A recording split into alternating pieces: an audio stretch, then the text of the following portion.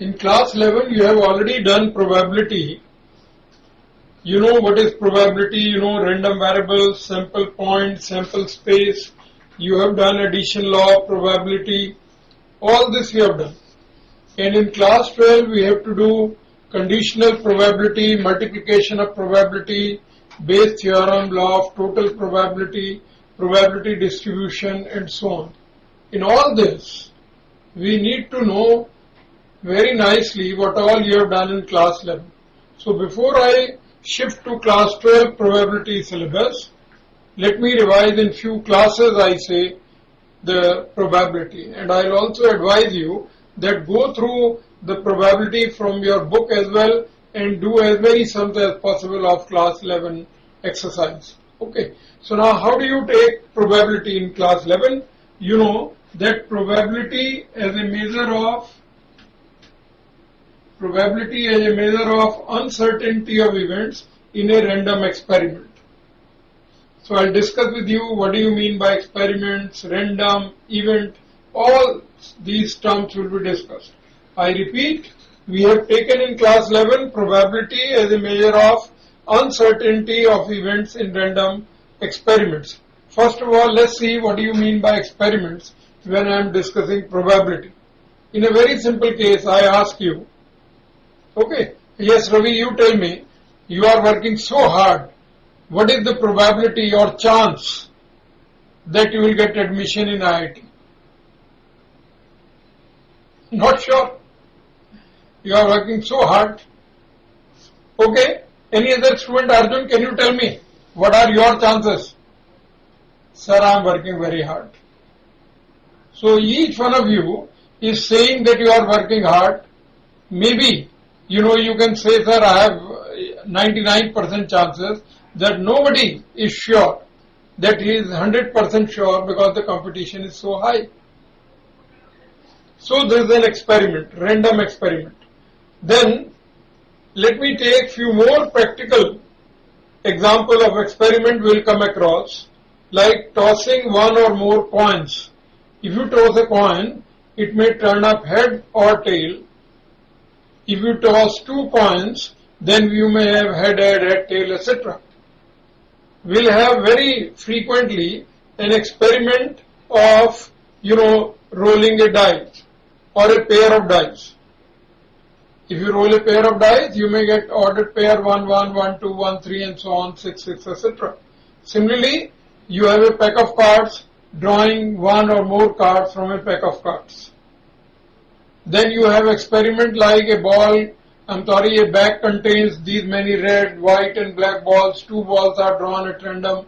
What is the probability of getting exact one red and one white? These kind of stuff. So these are all experiments. Then what do you mean by random experiment? Number 2. First, I discuss with you what do you mean by experiment. And I took few examples. Then number 2, what do you mean by random experiment? You know, when you throw a die, it may turn out 1, 2, 3, 4, 5 or 6. You are not sure that it will be 1 only or 2 only or any of the outcome may turn up. Any possibility may come out. So when an experiment has 2 or more outcomes, it is not possible to predict the outcome in advance. So we say it is a random experiment. I have already used the term outcome. What do you mean by outcome? Outcome. A possible result of a random experiment is called its outcome. Like if you throw a coin and you get head, then head is the outcome. You throw 3 coins at a time, it may turn up head, tail. It is an outcome. There could be 8 possible outcomes. Okay. Then next is a very important term here, sample space. Sample space. To calculate the probability of an event, when you perform an experiment, the very first thing which we should know properly is sample space. What do you mean by sample space?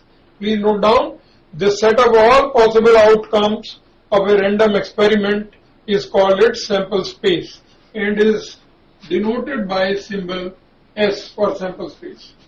And what do you mean by sample point? Sample point. Each element of a sample space is called a sample point. Now let me take few examples with which we will come across very frequently. Take few examples of sample space. The very first example I take, first, a coin is tossed once. A coin is tossed once. So what is the sample space? It consists of head and tail. Head individually is one sample point, tail is another sample point. It consists of two sample points. Then what if two coins are tossed? Two coins are tossed. Then the sample space will consist of head, tail, head, or tail. There are four possibilities. Then what if three coins are tossed? If three coins are tossed, or a coin is tossed three times, then what are the outcomes? You know, in case one coin is tossed, we have 2 to the power 1, that is two choices, two possibilities, two outcomes. If it is tossed two times, then there are 2 to the power 2, 4 outcomes. If three coins are tossed in the present case, then it will be 2 to the power 3, that is 8 possibilities. What are these 8 possibilities? You may start counting head, tail, head, but maybe you just get mixed up. So there is a proper mathematical way of working it out by tree method. You know, when you toss it once, it could be head or tail. When you toss it again, with head it could be head or tail, even with tail it could be head or tail. Now when you toss it third time, then with head it can be head or tail, with tail it can be head or tail, with this head it could be head or tail, and again it could be head or tail like this. And if you note down all these, so what is the sample space? How do you count it? You count it like this, head. You reach to the last places starting from head or tail. So you read it like this, head. Very frequently we'll be using this experiment and this sample space.